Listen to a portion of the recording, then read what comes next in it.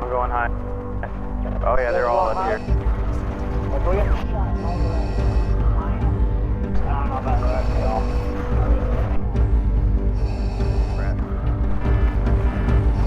I'm healing. Help! Okay. Stuck on a ridge.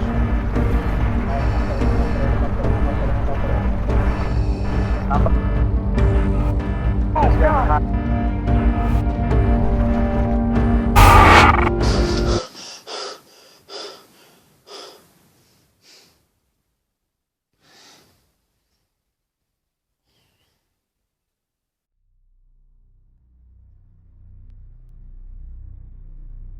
Genocide, slavery, war, all boil down to one concept: discrimination.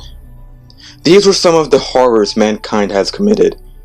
What's even worse is that people were used as instruments to make these horrors take its full form. We could have said no. We could have rebelled, but we didn't.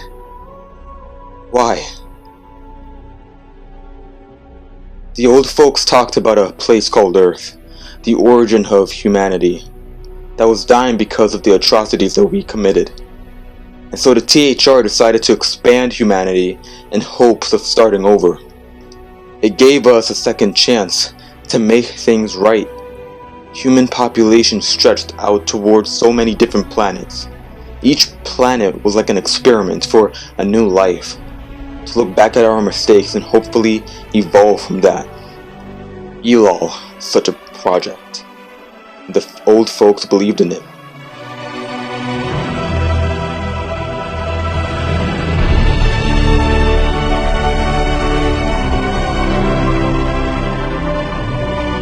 But history has a tendency to repeat itself. The multiplanetary corps found land, bought land, and established their domain over their land.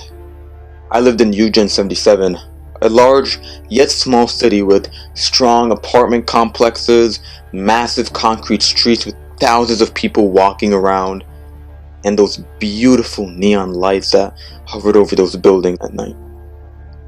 Other places, like where I lived, would always have more advertisements of the dominant corp than any other corp. It just seemed natural, you know? The old folks say how companies wanted to see who were the best of the best. New materials, substances, and minerals were researched into. Brand new nutrition methods popped up. A company or a person that had resources would thrive and become reliable. It was easy for people to have jobs, to get paid well, and working hard meant something when you put food on your family's table.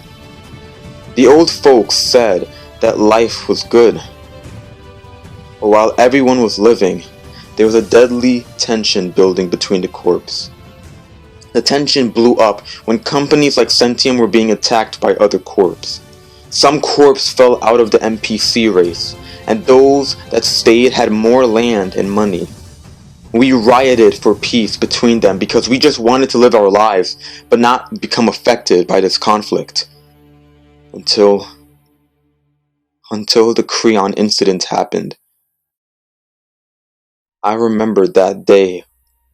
The whole world shook and screamed as if it was being ripped apart from the inside. On May 3rd, 2361, a Creon lab in Typhus blew up and released a metamorphic virus that can stick to anything and metaliate it. It can also release pathogens that can harm natural resources and minerals which affect plants, and it can disrupt the blood flow of humans and animals. Creon swore on live television that it wasn't them who caused the atrocity. They said that the only person at the Creon lab was a guy known as James Hawken. But it didn't matter what Creon said. They lost their respect and title in Elal, so they fell.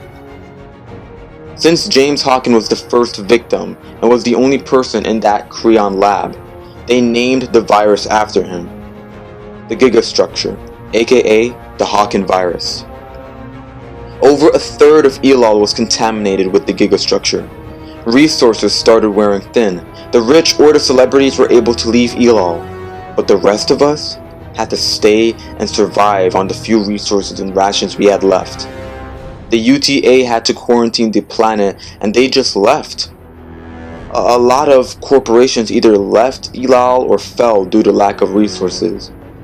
Before long, the only corps left were Prosk and Sentium. Soon the fight for the resources began. The Petroleum Wars. Men and women, young and old, were persuaded to fight for the corporations. We were trained for combat, and we would earn enough to provide for our families. I volunteered for Prosk early, while they were still handing out short-term contracts. The pay was good, and I built friendships with my brothers and sisters in arms. We would always talk about the mechs that we were going to build. Maybe I'd have a heavy set frame with strong defense, but with some nanocavorite to improve the agility and speed. Maybe some ignite thrusters for quick getaways, mobility, and a 180-degree turn that would last for 1 second. We took the time to build our mechs, and we loved our creation. We were excited to use our creations on the field, get paid until we were able to help our families leave Elal. But when we were actually on the field, that's when we choked. We had to go to a military bunker somewhere in the cold and north regions. We had to kill Sentium soldiers that were the same as us, hoping to survive and get paid long enough to feed their families and leave Elal, and I had to kill them just to ensure my own survival. But why did I feel like I had the right to take away their hope? Why did I have to see my friends blown to bits? They're good. Everyone stay in the pyramid that's in the middle of the map, because if we could take that, then we can hold it down here. Why did I pretend to be some sort of leader? Why did the only friends who survived at that battle go out and celebrate and drank with their other friends? Every mission we had, we always had to kill. Never defend Prosk home territory, never look for resources, but just kill for Prosk. It wasn't right.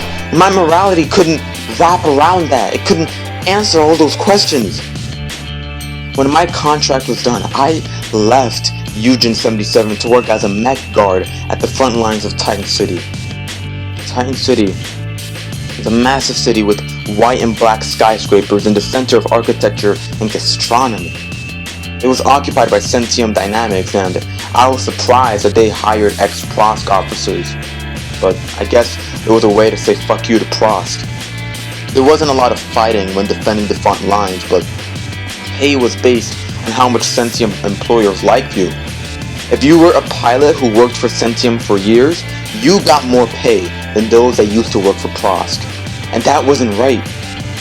I was betraying my friends back home in hope that working for Sentium would be more morally tolerable.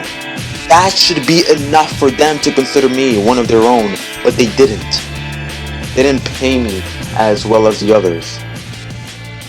Then there was that one day, that public unrest in Titan City because the people were tired of being treated with strict military control. And we had to shoot at them.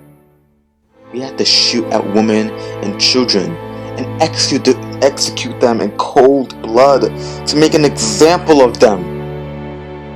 I couldn't take it anymore.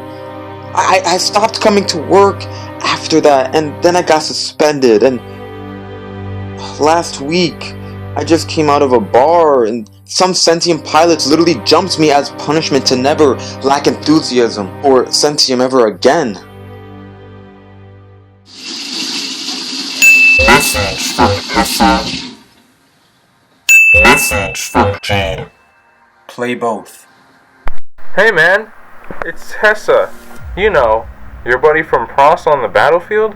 Listen, this is harder for me to say. I would call to say fuck you or for leaving us for Sentium, but I appreciate the fact that you didn't tell anyone my real last name. If you did, I would have been killed a long time ago.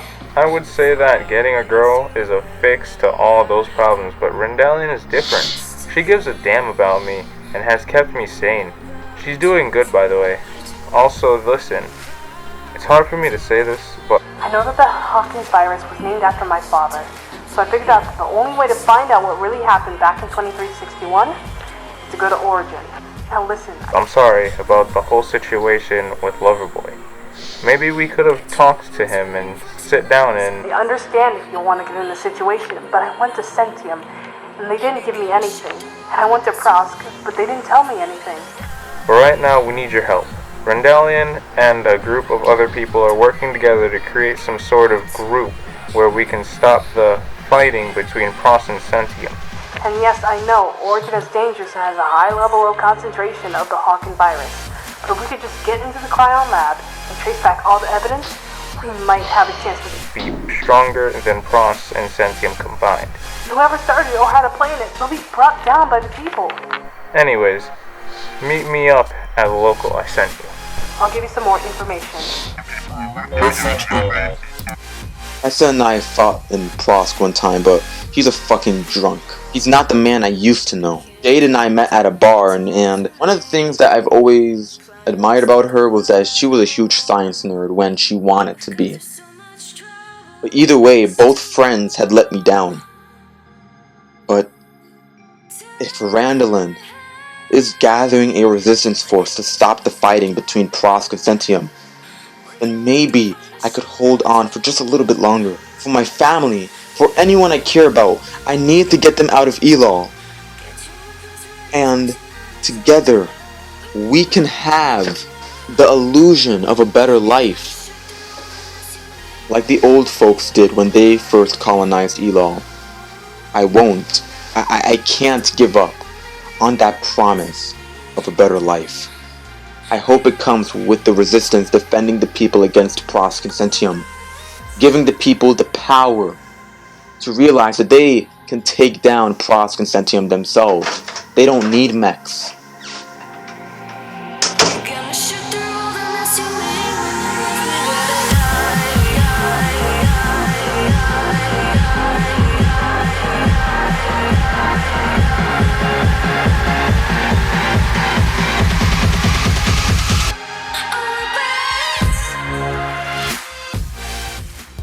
So I want to thank everyone who wasn't a douchebag and actually watched this entire video. But if you did watch your favorite part, that's fine with me.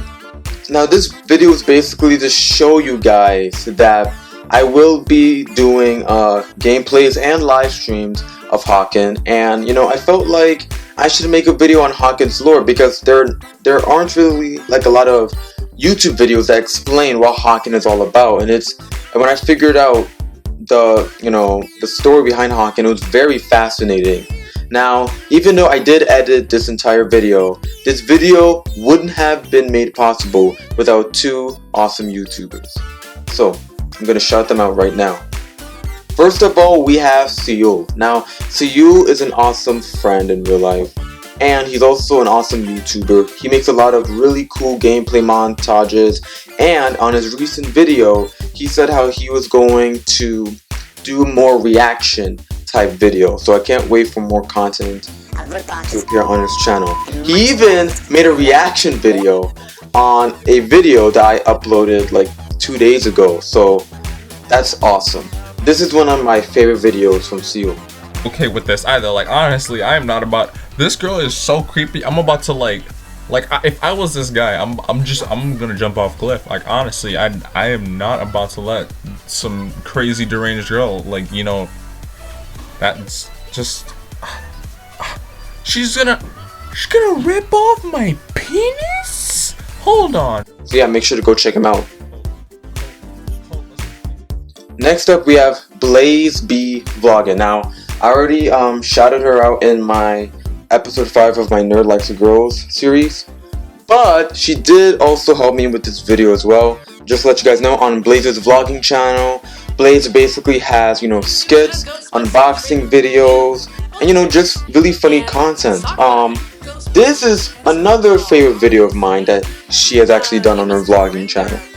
Different views on this video. It's an acquired taste. To be honest, there were a lot worse trailers we've seen before, you know? I mean, come on. The first thing I want to talk about is the CGI, and yes, Yes, so glorious CGI. Answer the call. It's obviously overdid because, you know, it looks like something. So yeah, make sure to go subscribe to Blaze. Guys, there's a limit. And yeah, thank you guys for watching the entire video. Make sure to like, comment, share, and subscribe, and I'll see you guys on the next video.